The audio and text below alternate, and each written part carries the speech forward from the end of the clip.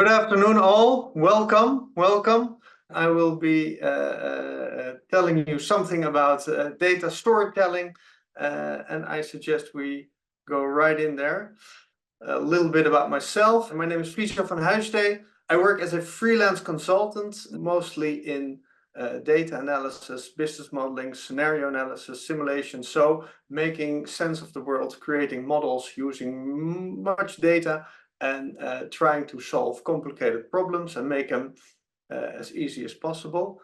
In order to do so, I found that telling the story of the results, telling the story of how to get there, is most easily done using data visualization. And that's why I rolled into that. And I consider myself an enthusiast using data visualizations to help me get my story across to my clients. Telling stories with data. That's what we're going to talk about today. What we do with data storytelling is we first want to look at what do we want to tell? What is the message we want to convey? Who is our audience? If you combine all these together, what do we have in facts and figures? What do we have to tell our story to make sure that our audience understands what we want to tell them? And we will use data with that, but mostly visualizations of the data. I think everyone who is working with data, and nowadays, of course, that's almost everyone, should be able to help themselves by creating visualizations that will accentuate their story. Everyone should be having at least a basic grasp of how to make some good visualizations in order to help them tell their stories better. A little bit about the history. This is a rather complicated chart. More than 200 years ago, in the aftermath of the Napoleonic Wars, Mr. Minard, who created a figure to show the way that Napoleon went all the way from France to Moscow. And what he did, he conveyed the whole story of what happened in just one chart. The light colored line pointing towards Moscow, and then the black line back again towards France, where the width of the line shows the number of soldiers that were still in the army. So it's a horrific picture when you realize how many lives were lost in this useless war. But he did an amazing summary of everything that went down in that campaign. This is one from Florence Nightingale. She was a nurse in the Crimean War, and she was really focused not just on helping soldiers, but also improving hygienic conditions. And she created visuals to plead her case in the British Parliament. Why should we make the visualizations anyway? We have the numbers, so just let them speak for themselves. Let's give an arbitrary example. Let's take the average daily temperatures of the last 120 years from a town in the Netherlands where they gather all the weather data. Well, if we can put it in a table like this, that's a lot of numbers. It's not so easy to get a conclusion out of this data. What would be more helpful is to put it into a graph. So this looks better, but still, if the goal is to show that July is warmer than December, then you have succeeded. But other than that, it's still a bit of a jumble. So depending on what you want to tell, you can choose different types of graphs. You can choose different types of setups. So for example, if in this data set, your goal is to show that on average, the temperature is increasing, you could also visualize it like this. So where every line is just the average temperature in one decade, still it's a bit of a spaghetti, but that's okay. Because if you add on the final layer and say, well, this is the current decade, and then it's really clear that there's a large difference between what the temperature was in the last 120 years and what it has been in the last 10 years. So depending on your goal, you will choose different types of visualizations, different colors, different shapes, and like that. It's usually better not just to show the raw data, show big tables, but just summarize them in charts. And that also forces you to think about what your conclusion will be, and not just give somebody some raw data and they can interpret it any way they like. It's a lot. There's so many decisions you can make, so many options. What I always do is find to use some principles in the back of my head to make your life easy, to make sure that you will create something that's helpful for your audience and to create something that actually works first. The goal is not to make a pretty picture. The goal is to help your audience understand your story. The goal is to get your point across. So just because you can make something elaborate, colorful, and with all the arrows and the things, doesn't mean that you should. So here's just a fictitious example of something increasing over the years. Alternatively, there's many ways you can summarize this. You could also do this. You say, well, we have increments of 4 years. It's increasing by 3% per year on average. And you may need the details of the elaborate chart later on, but the picture on the right shows you a lot of information without overcrowding your senses with colors and lines. It's fun to create a nice looking picture, but it's not the goal. Always a good principle to start is go from large to small, start with the whole, and then fill out the details. Because not everyone in your audience will respond in the same way to the same level of detail. So for example, you have people working in a company or an organization. So first off, you can start with the big picture. So it's 68 people working there. Last year it was 61, so we have an increase of 11%. This, for some people in your audience, may be enough. Some may want more detail, so you can give them more detail. And you can do this alongside. So you start with the 68, and then you go into more detail on the different departments, but again, showing the 68, so there's a link between these two. And this may be interesting to other people in your audience. You can detail it even further to show not just what has it been last year, but how many people would be working in the future, and also the different departments. And even more detail is showing the number of people per department over the years to see if there's been departments growing faster than, well, that's the big difference between a regular story and a data story. You can start with the conclusion and do not have to build it up because ultimately you want to convey your message, start with that, and then elaborate in more detail with different types of charts. Consistency and clarity is very important. Again, the goal is not to make something elaborate. The goal is not to make something pretty. The goal is to make something that is understandable and without need of a voiceover. If you have to explain a lot about the chart, then you will lose part of your audience. Here you have an example where there's a lot going on. If you have information like that, maybe break it down into 3, 4 charts. This is too hard to understand at first glance. Also consistency. Make sure that all the colors, the fonts, and the symbols you use within charts are the same across different visualizations. For example, we have some data on life expectancy per country. When the first Spain is green, but then for the men, Spain is like purple. So it confuses. Our brain works that it wants to look for patterns. It wants to look for consistencies. If there are no consistencies, then it's confusing for people. So help them create a consistent image with colors, fonts, symbols. And very important principle, one of the founding fathers of data visualizations, Howard Tufte, coins the data to ink ratio.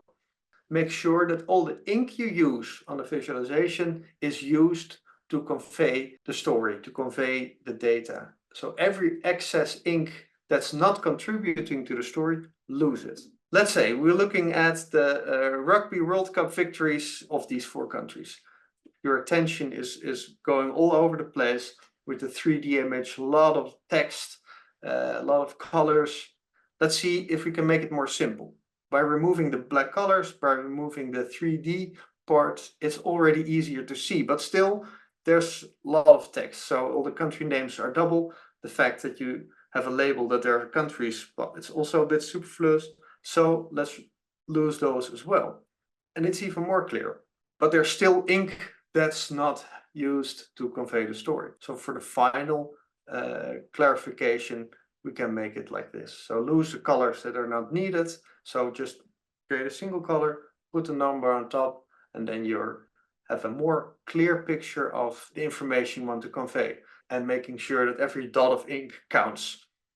Color, just because you can doesn't mean you should. It's not the goal to make a very colorful picture, but it's the goal to use color to your advantage. Use it to emphasize, use it to distinguish, and use it to direct. For example, chart on the left, you have 6 bars, you have 6 different colors. The brain will interpret this as, well, what's happening? Is this different categories? What's going on? If your goal in this picture is to show that there's a before and there's an after effect, some plan you are considering, maybe this will be a better alternative to show the before in gray and the after in red. Your eye will automatically go to the red, and that's again where you want to have the focus. That's where you want to convey your message. So if we do this, then after that, it'll have a positive impact. Another example that we saw earlier, here we have the average temperatures again, where I grayed out all the lines of past decades. The message is average temperature is increasing over the last decade compared to 120 years before that. So you don't need to know which line is 1950 till 1960 and which line is 1930 till 1940. Compare this, again, looking at color, to the chart on the right, where you assign a different color per line, and all of a sudden, all meaning is lost. By not using color, that's also a statement, and you will direct the attention of your audience towards the color that you do use. Also important is in color, not all colors are experienced equally. You may recognize this. So apparently there's a number in there. I cannot read it, so I'm probably a bit colorblind. And that's also important to keep in mind, that some color combinations should not be used together. So for a part of the population, some blues and greens together become a big mumbo jumbo, and then they don't distinguish between them. Make sure that the color scheme that you use is also readable and understandable for colorblind people. Integrity. All right, so we use charts, we use data, and it's just numbers. It's however you show them, it's the same numbers, but still you can mislead or give a false conclusion to the data. So we have 2 lines. They both contain exactly the same data, but they look differently. Why? Because on the right, we have a broken axis. You see the little lines near the x-axis, and it just means that the x-axis doesn't start at 0, but it starts, well, somewhere at 100 or something, and thereby scaling the results considerably. If you see this on the chart on the right, you think, wow, it's really increasing, it's getting big. If you look at the left, yeah, not so. So there's a big difference. You can use broken axes, but use them not too often, and make sure that your audience knows that you've done so, and to make sure that you don't mislead them and that they draw the right conclusions. How to choose a visualization? There's so many options you can choose. Let's take you through different options, and also in what case should you use a certain visualization. So for example, if you want to compare numbers with each other, these are options you can use. Of course, everyone knows the column and the bar charts. Usually column charts are reserved for data that is time-oriented, so it goes from left to right, in for example, in years or months or things like that. And bars are a comparison of different categories. For example, the life expectancy that we saw earlier. Of course, we have the line chart, and then there are some more fancy options that you can use. And with these options, it's always wise to check, is it really necessary to use it? For example, the radar chart looks nice, but it can be confusing. But things like a slope chart, it's very easy to show a before and after state.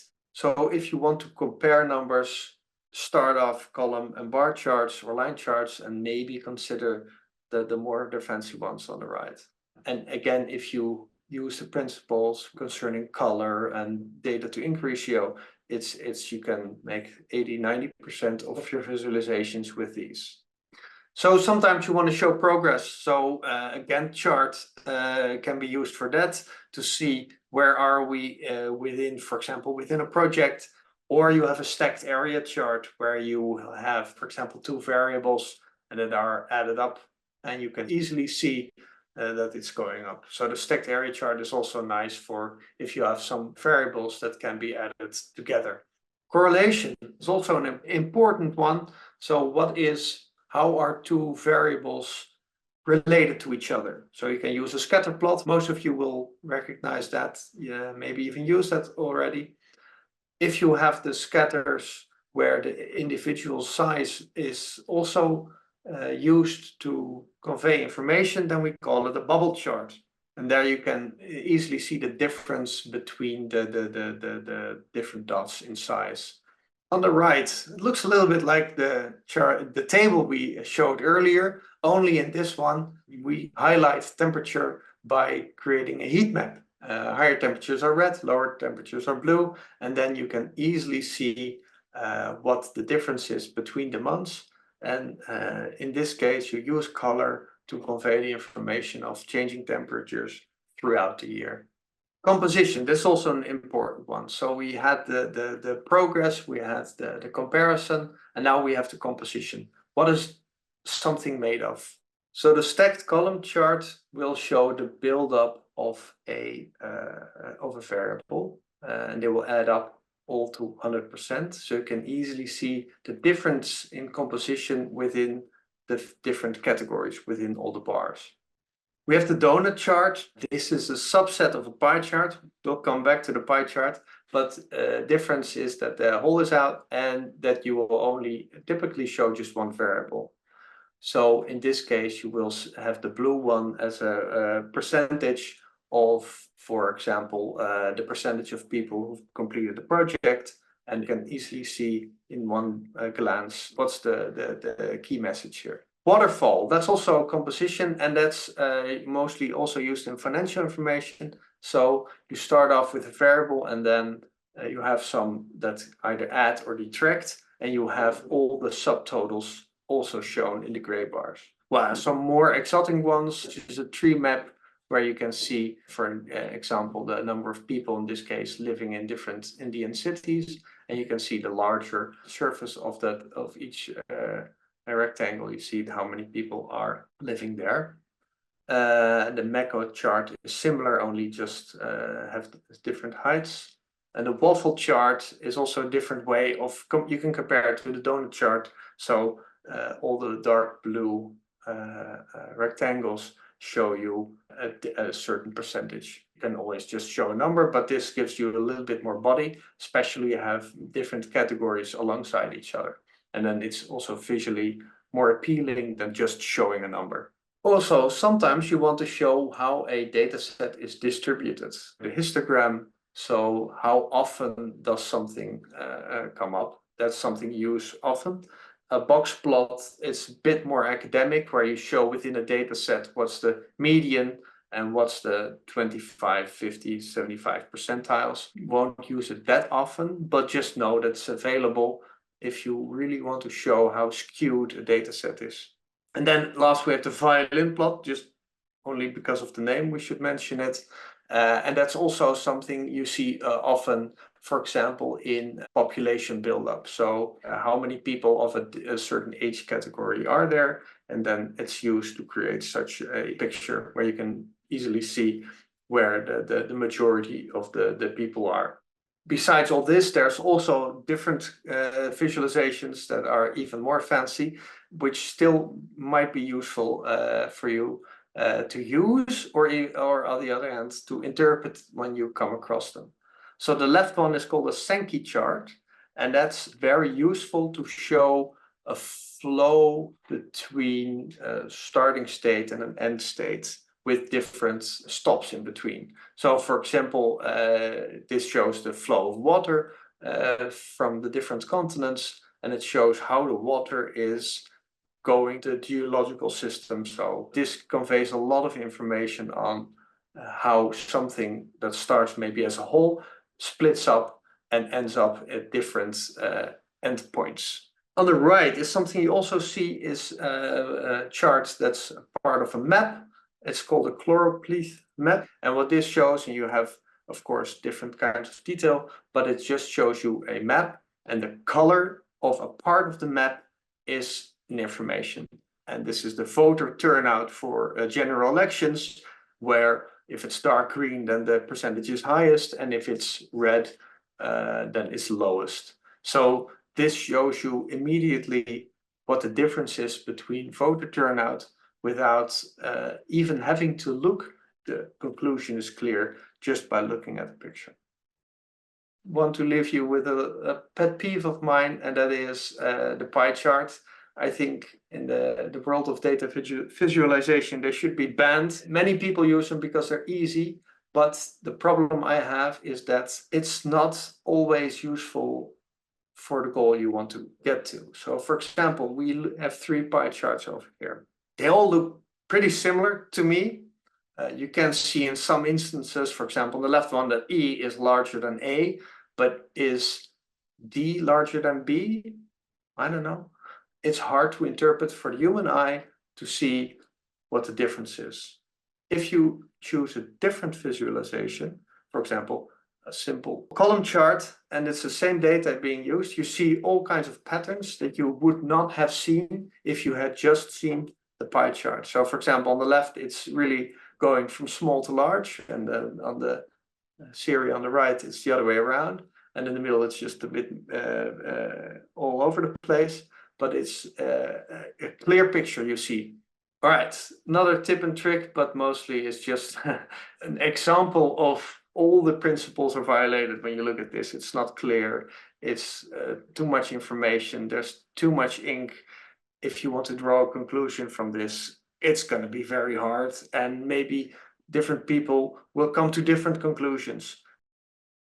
All right, so we talked a lot about details about visualizations, what to use, how to use them to tell your story. And of course, that can be used in many different places, but also on the Obeya walls themselves. So these key principles can be used for single visualizations, but also in a broader context. So for the Obeya walls. So for example, if you have a visual, let them help them. But the goal is to tell the story. Start large, then go small. Whether that's in visuals, more in texts, or in diagrams, whatever you use, start large and then go small. Use colors to give focus. Some color will liven it up, but use it mostly to give focus, to emphasize your story, and to make sure that the audience will get to the same conclusion as you intend when you create that visual or you create that part of the wall. Be consistent. Make sure that everything you do in one place, do it in a similar way at another place, because then people will easily understand it. And most importantly, keep it simple. Less is more. With everything you add, think, does it really add value if I add this, or will it detract and make things more confusing? Less is always more. All right, I hope you enjoyed this fast-paced talk about data visualizations. Now it's your turn.